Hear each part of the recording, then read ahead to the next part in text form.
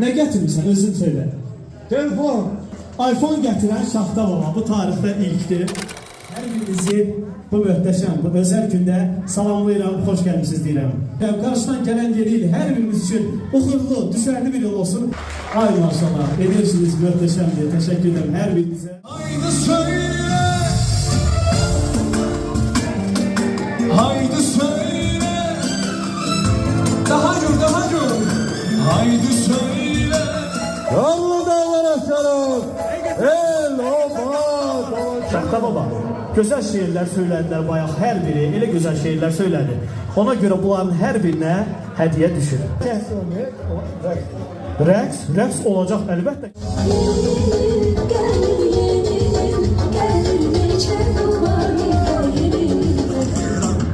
Hə, Şaxta Babanın eksklüziv bir hədiyyəsi var. Nə gətirmişsən, özün söyle. Telefon. Hansı telefon? iPhone. Ay maşallah. Elnarə xanımın hədiyyəsi var. iPhone gətirən Şaxta Baba bu tarixdə ilkdir. Təqdim eləsin. Çox gözəl, dəyərli hədiyyədir. Təşəkkür edirik.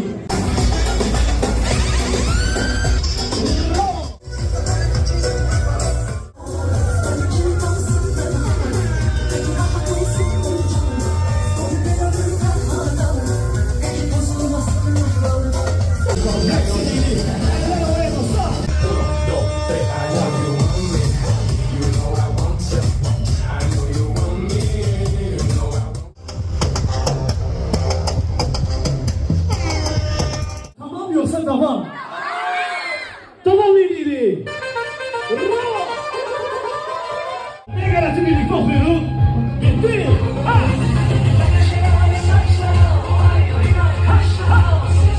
Gidin sizler.